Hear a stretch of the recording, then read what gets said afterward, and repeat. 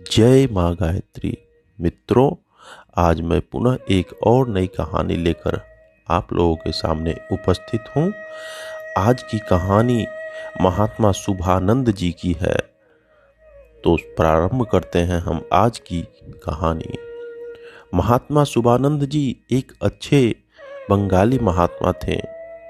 उनका स्वर्गवास 65 वर्ष की उम्र में हुआ था। उन्हें अंग्रेजी, संस्कृत और बंगाली भाषाओं का उत्तम ज्ञान था।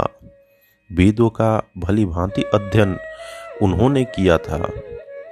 वे जब वर्तमान में आते तो उनके दर्शन के लिए लोगों की बड़ी भीड़ एकत्रित होती। शिक्षित वर्ग भी उनका बहुत मान सम्मान करते थे। उनकी चेष्टाओं से कभी कभी विक्षिप्तता का आभास होता। बैठे बैठे कभी सहसा चौंक उठते, कभी ऐसे देखने लगते मानो कोई उनकी कुछ और चीजें उठाकर भाग गया हो और वे उसे खोज रहे हो। कभी विफल हो उठते, जैसे कोई संकट उन पर टूटने वाला हो।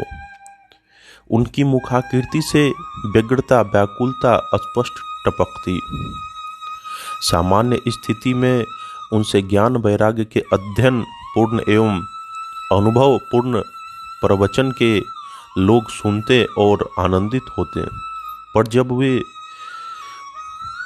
जब उन्हें पागलपन का दौरा आता तो उन्हें देखने वाले को आश्चर्य भी होता, दुख भी होता।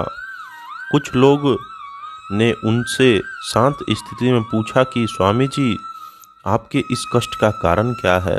तब उन्होंने बतलाया, मैं विद्या अध्ययन के उपरांत आर्य समाज का उपदेशक बन गया। बहुत स्थानों पर घूमता रहा। एक जगह एक महात्मा से भेंट हुई। उनमें बहुत सी आध्यात्मिक विशेषताएं देखकर मैं उनके साथ रहने लगा। उनका मुझ पर बहुत प्रभाव पड़ा। मैंने उन्हें गुरु मान लिया, उनसे शिक्षा प्राप्त किया और उपदेशक का कार्य छोड़कर फिर उन्हीं के बताए विधि विधान के अनुसार एक निर्जन स्थान पर रहकर गायत्री पुष्करण करने लगा। गुरु जी ने योग और तंत्र के निश्चित विधान से गायत्री पुष्करण करने को कहा। यह 3 वर्षों में पूरा होना था। 2.5 वर्ष तो सहज ही बीत गए। अंतिम 6 माहों में नित्य विलक्षण दृश्य दिखाई देने लगे। लोहप्रद और भयदायक अनेक प्रसंग सामने आने लगे। मुझे बता दिया था कि साधना के अंत में परीक्षा होती है और विभिन्न प्रकार के लोभ, आकर्षण, भय एवं उपद्रव सामने आते रहते हैं। अतः ऐसे प्रसंगों को धैर्यपूर्वक टालता रहा ताकि अपनी तपस्या ठीक से पूर्ण कर सकूं। परंतु एक दिन एक नई घटना घटी। रात्रि के लगभग 11:30 बजे थे। मैं कुटी के भीतर बैठा साधना कर रहा था। तभी द्वार पर एक स्त्री बार बार दिखने लगी जो टहल रही थी। मैं झोंपड़ी से बाहर निकला। चांदनी रात थी। उसके प्रकाश में मैंने देखा 18 से 20 वर्ष की अति सुंदर युवती। मैंने पूछा, तुम कौन हो और किस लिए आई हो? तब उसने बताया कि वह पड़ोस के गांव में रहती है, अपने भाई के पास जा रही थी, तभी रास्ता भूल गई। जंगल में डर लगता है, झोंपड़ी देखकर यहाँ आ गई हूँ। रात भर के लिए आश्रय चाहती हूँ। मेरी कुटी बीच जंगल में थी। जंगली जानवरों का भी डर था और चोरों का भी, अतः मैंने उसे आश्रय देना उचित समझा। वह युवती भीतर आकर लेट गई। कुटी छोटी थी, मेरे आसन के पास ही वह थी। मैं जप कर रहा था, तब दृष्टि बार बार उसके सुंदर और शरीर पर चली जाती थी। वह मेरी ओर तिरछी नजर से देखती मंद मंद मुस्कुरा रही थी।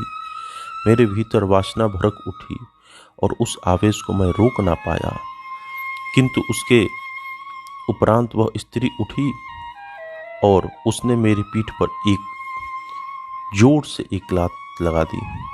इससे मैं चक्कर खाकर गिर पड़ा। वह तूफान की तरह झोंपड़ी को तोड़ती फोड़ती जाने कहाँ चली गई। सारी रात मैं बेहोश पड़ा रहा। सुबह होश आने पर देखा मैं ज्वारग्रस्त था और पीठ का भाग बुरी तरह छिल गया था। मेरे दांत टूट गए थे और मुंह से खून बाहर आ रहा था। गुरुजी को यह समाचार मिल गया। वे आए और मुझे उठाकर ले गए। उपचार किया। 1 माह बाद मैं ठीक हो गया। प्राण तो बच गए, परंतु मस्तिष्क पर का बहुत गहरा प्रभाव पड़ा।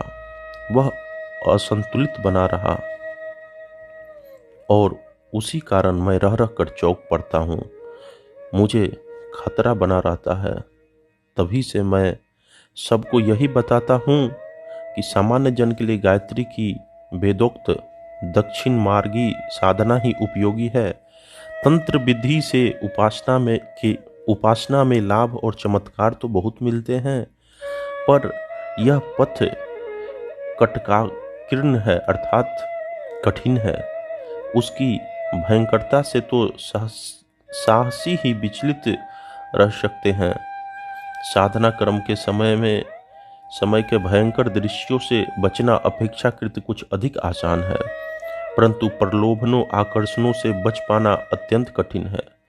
फिर थोड़ी सी भूल होने पर इस पथ के पथिक को प्राण खोने पड़ सकते हैं। इसीलिए तंत्र की अपेक्षा योग मार्ग सरल एवं उत्तम है। इस पे भले ही धीरे धीरे उन्नति होती है, पर जितनी भी प्रगति होती है वह अधिक अस्थायी होती है और इस मार्ग में डर तथा हानि नहीं है, लाभ ही लाभ है। तो मित्रों, ये थी हमारी आज की कहानी। मित्रों, प्रत्येक रविवार को मैं अब एक प्रेरणादायक कहानी लेकर आऊँगा। अगर ये कहानी आपको निरंतर सुनना चाहते हैं तो हमारे चैनल को सब्सक्राइब करें तथा आज की कहानी आपको कैसी लगी कमेंट करके आप अपना सुझाव दे सकते हैं। पुनः एक और नई कहानी लेकर बहुत जल्द आप लोगों के समक्ष आऊँगा। तब तक के लिए जय माँ गायत्री।